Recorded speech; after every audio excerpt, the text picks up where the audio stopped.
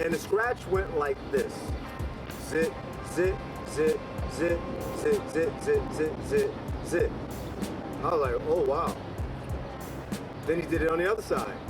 Zit, zit, zit, zit, zit, zit, zit, zit, zit, zit. Then he's mixing, you know, from the actual intro of the song, Apache.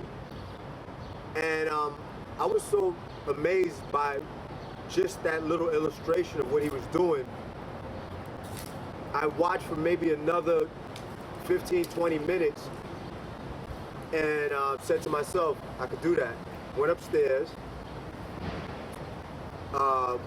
pulled out one of my parents' albums.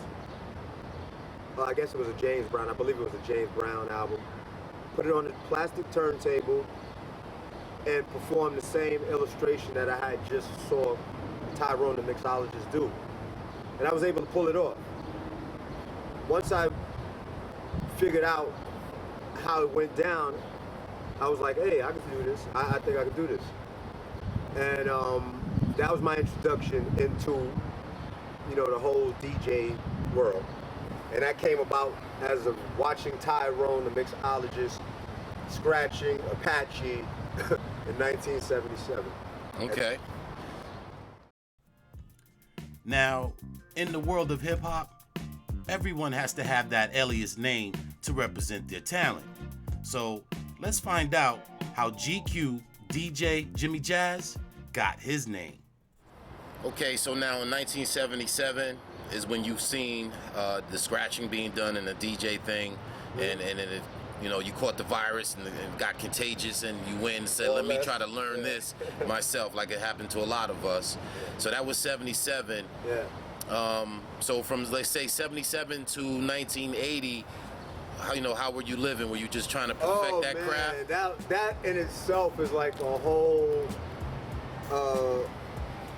totally like, you know, something that was rare, because someone to be as young as I was and to be accepted, you know, with the older guys, you know, for the most part, I say accepted because for me to get on stage and perform in front of like literally, you know, 1,000 people, say, or maybe a couple of thousand, depending on the night, of course, was a huge deal.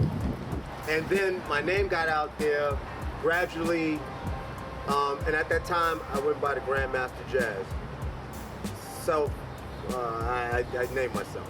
And it was just that, it was at that time period where everybody wanted to be a grand wizard, grand mixer, grand master, grand this, grand that, so forth and so on.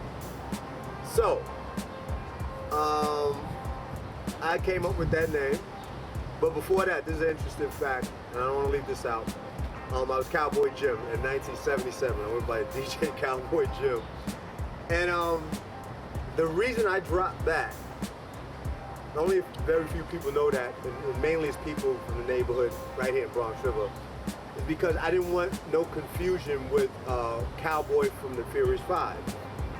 You know, I was a DJ, although he was an MC, but still the confusion.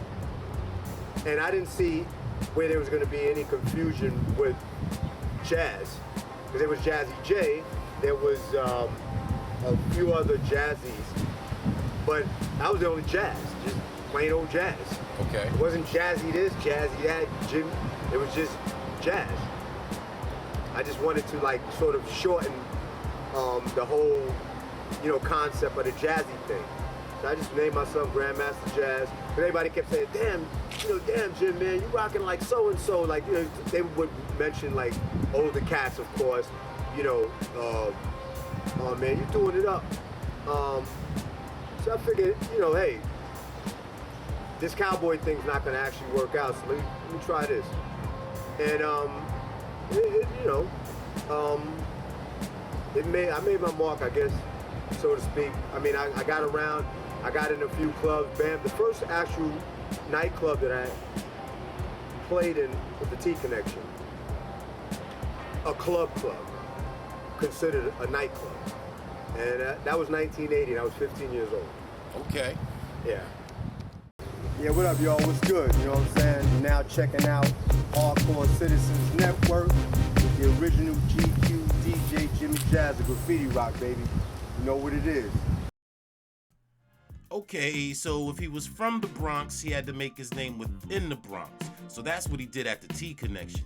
Now he takes his DJ skills outside the Bronx into the clubs of Manhattan. Check it out. All right, so you did your thing at the T Connection. Yeah. How did that open doors for you? Oh, huge! It was a huge deal, tremendously. And the reason it opened a lot of doors for me is because I was exposed to a lot of different individuals and people from various places. You know, you had people from all over that came to the T Connection for any given event. You had people from all 5 boroughs outside of the state of New York would literally come from other states, other cities, and just different parts of the country. It almost got to that point because literally you would have people there from different countries that would show up at the T Connection because of this phenomenon, which we now know as hip hop, and it exposed me to a lot of people. So from that venue, I was requested to spin at the Celebrity Club, the CNC Club in Harlem. So I'm making a transition outside,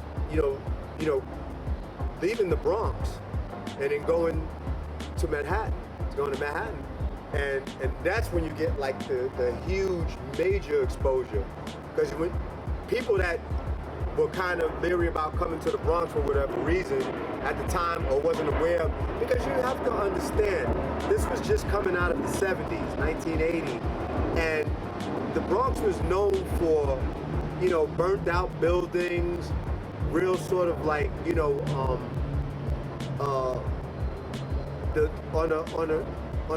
a totem pole, like, one of the worst boroughs there was to be. Okay. So that played a part in people not understanding what was evolving and what was happening, and they had people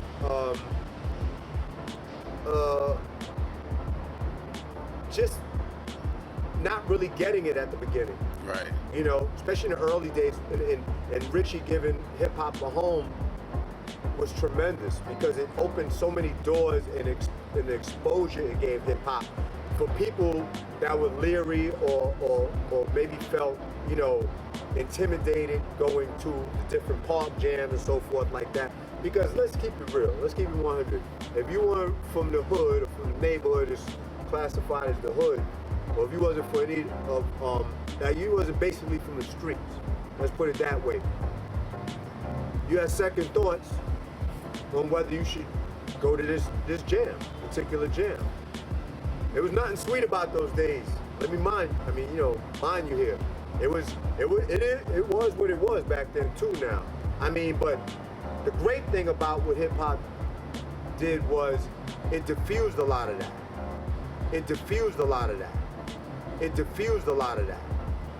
The great thing about what hip hop did was it diffused a lot of that. So even if you was, apprehensive about like showing up certain places, all you had to do was know one person that was cool in the gang in that part of town, or or that development, and you were good money. Basically, you were good money. Okay.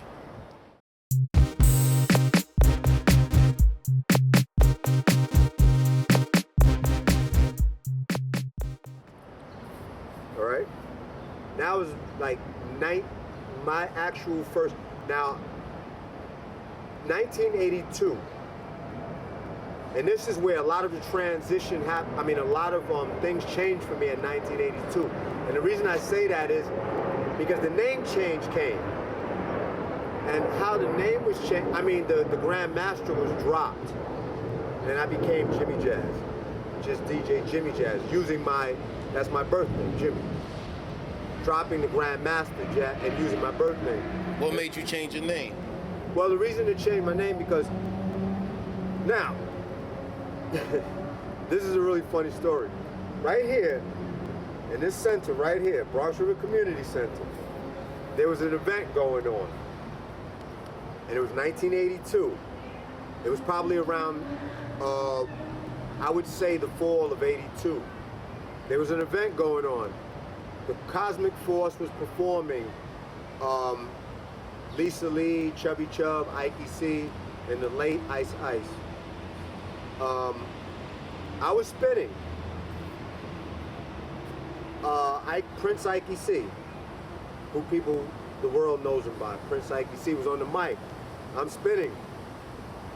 And I'm, doing my little thing, scratching, going off or whatever, and Ikey he was doing the shout outs and basically, he wasn't even really emceeing at that point. He was just hyping up the crowd. He didn't even get into doing his verses or whatever. Ikey kept calling me. Ikey kept referring to me.